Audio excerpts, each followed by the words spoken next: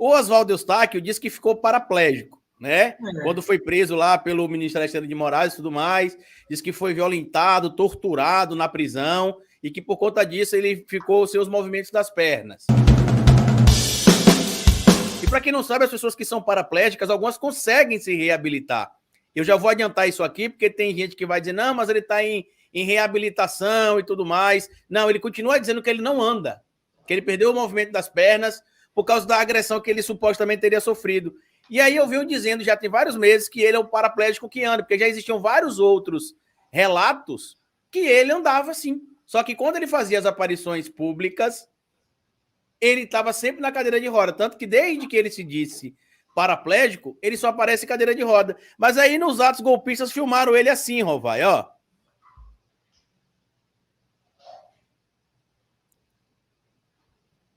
Cruzando a perna. Calma que ele vai cruzar para o outro lado, para mostrar que a perna tá boa lá. É para o outro lado, tá vendo aí?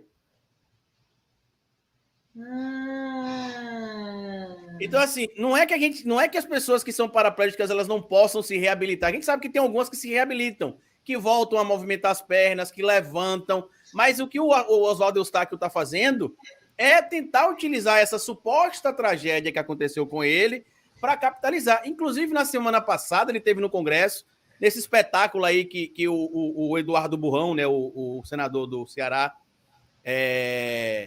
está promovendo, junto com a base bolsonarista, e que já ouviu lá a Bárbara do Te Atualizei, que é uma das maiores disseminadoras de informações falsas das redes, tanto que ela está no inquérito das fake news, e levou também aí o jornalista de alta performance, o Oswaldo Eustáquio, né?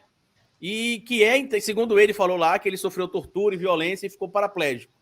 E ele não é paraplégico. E aí muita gente vai falar, mas como é que ele conseguiu o relatório? Como é que ele conseguiu um documento? Gente, vocês esqueceram a quantidade de médico bolsonarista que a gente tem no Brasil? Coisa mais fácil é um médico bolsonarista ir lá e fazer um relatório. Que não, atestado vai falso. Não é? E aí, só que aí tem um problema, Adri Rovai, que ele tem denunciado supostamente essa violência que ele sofreu e que ele é paraplégico, segundo ele, por causa disso. Se ficar comprovado, que para mim está mais do que claro que ele nunca foi paraplégico, ele pode ter outro indiciamento contra ele, dessa vez por falsa comunicação de crime. Porque a lesão corporal grave, que em tese seria o que teria acontecido com ele dentro da prisão, é crime. E por que ele está com esse barulho todo? Porque o indivíduo, quando está preso, quem é responsável pelo indivíduo é o Estado. Então, se ele morre de forma violenta, se ele tem um tratamento degradante, a família vai recorrer à justiça para responsabilizar o Estado, que é o que ele está tentando fazer, inclusive. Dizer que ele foi violentado e deve estar pleiteando alguma indenização ou algo do tipo, que é de praxe dessa organização criminosa que é formada pelos bolsonaristas. O Carlito, e ele parece que ele tem 2 mandados de prisão, né, o Oswaldo Eustáquio. Você sabe por que não é executado?